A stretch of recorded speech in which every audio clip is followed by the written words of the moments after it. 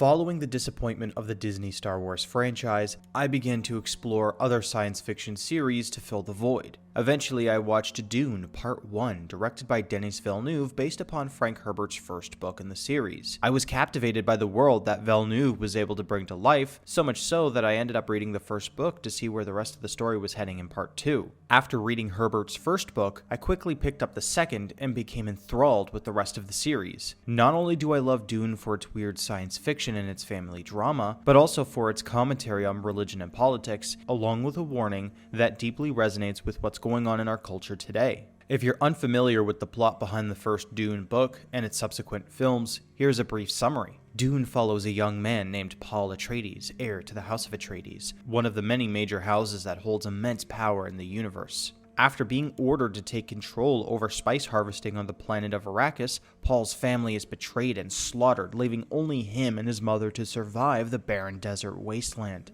They then meet up with the Fremen, who claim Paul is their messiah because of his supernatural abilities. By harnessing the Fremen's Bene Gesserit prophecy, Paul unites the Fremen to enact his revenge, ultimately fulfilling the Fremen's Bene Gesserit prophecy and becoming their messiah, Muad'Dib, or the Lisa al-Gaib. When asked why he wrote Dune, author Frank Herbert had this to say: "I wrote the Dune series because I had this idea that charismatic leaders ought to come with a warning label on their forehead, may be dangerous for your health. In Dune, Paul embodies this message fully as he utilizes the Bene Gesserit prophecy to enact his revenge for his family's betrayal. Paul possesses immense charisma and leadership that naturally attract followers. His ability to inspire and motivate the Fremen reinforces their faith in him as their chosen leader. Additionally, with Paul's personal experiences, his time spent amongst the Fremen, and his mastery of their ways, it further solidifies their trust within him." But why does Herbert say charismatic leaders should come with a warning label?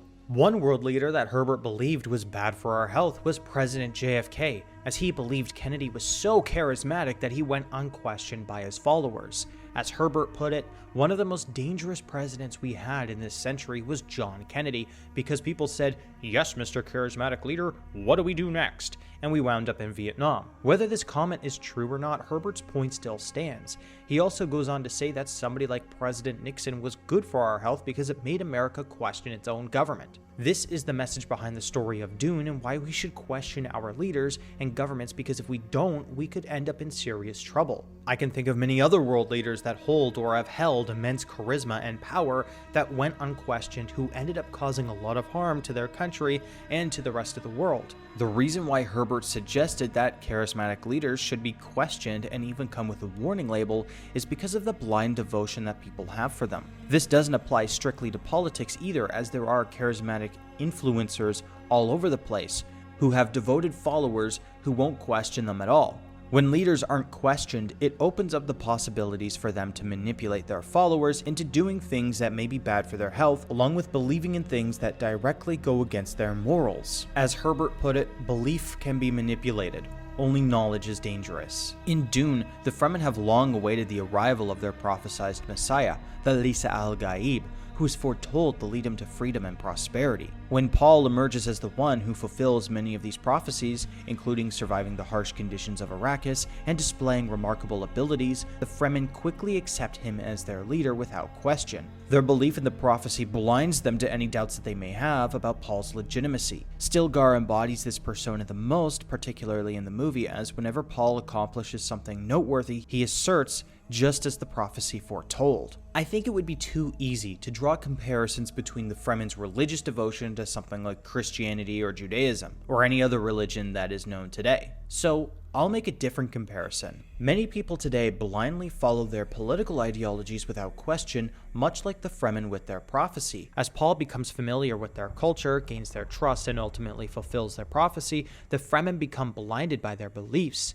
They go so far with their jihad that it quickly spirals out of control, and not even Paul, their god, can stop their crusade. While some of these ideologies may not have a messianic leader at the helm, people still follow them blindly nonetheless. There's a sort of cult-like mentality where disagreeing or questioning the ideology is seen as an opposition to it entirely. This phenomenon is evident across both the left and the right, contributing to the deep divisions in society that we have today. It's become a matter of my team versus your team, with each side viewing the other as inherently wrong. This black and white worldview of unquestioned ideologies has fueled the current political divide that we have today. Sometimes charismatic leaders exploit these ideologies to their advantage, only to face consequences later, much like Paul does in Dune Messiah. Yet there is a line from Dune Part 2 that perfectly sums up the reality of this whole situation. In the scene where Paul becomes emperor and is about to go to war with the other great houses, Lady Jessica says to Gaius Hello Mahayim, "You chose the wrong side." To which Mahayim responds, "You of all people should know there are no sides. When you approach things from an unbiased perspective in terms of politics or ideology, there really is no clear-cut sides, especially for those in power. According to Frank Herbert, power doesn't corrupt, it attracts the corruptible. Those who end up in power often act out of their own self-interests rather than for the greater good of the people." Another perfect quote from Children of Dune tells us why. "Governments, if they endure, always tend increasingly towards aristocratic forms. No government in history has been known to evade this pattern. And as the aristocracy develops, the government tends more and more to act exclusively in the interests of the ruling class, whether that class be hereditary royalty, oligarchs of financial empires, or entrenched bureaucracy. Sometimes leaders are opportunistic and attach themselves to a world event, a political topic, or an ideology to expand their rule, much like Paul does with the Fremen. Much like the Fremen with Paul, sometimes people are too blinded by their beliefs to see what's really going on and see that they're being manipulated. History and Dune tells us exactly what happens when governments, religions, or political ideologies go unquestioned, and it's not good. However, when you take a look at this political divide, more and more people are starting to shift right because of how far the left has gone, and how much of it has been institutionalized. Check out my previous videos for some examples. My worry is that people could go so far right, in fact, that they too start to embrace things that go directly against what they believe in, much like what's happened on the left. And I believe it's already starting to happen. As the pendulum theory puts it, when one side does something extreme, the other side does something equally, if not more, extreme. That's why we need to slow down, question, and try not to respond too emotionally, because if we don't, it will make things worse. Walking away from the cinematic experience that was Dune Part 2, I hope people got the message of its story. The same can be said for the series of books that the films were based off of. I know its message is pretty well known, but I want to echo it in my video as well. Question your beliefs.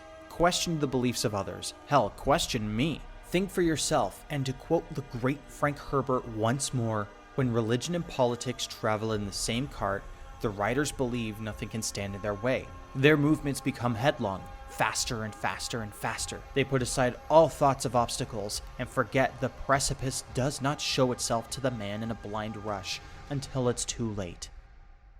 Thank you so much for watching today, guys. I really hope you guys enjoyed Dune Part 2. I'm a little bit iffy on it, still don't know how I feel, as I am a big fan of the book. Don't really feel like it portrayed the rest of the book as well as it should, but I still enjoyed it nonetheless. It was a beautiful film as well to look at, and the score was great. But I hope you guys enjoyed today's video. Like and subscribe for more, and I hope you guys have a fantastic day.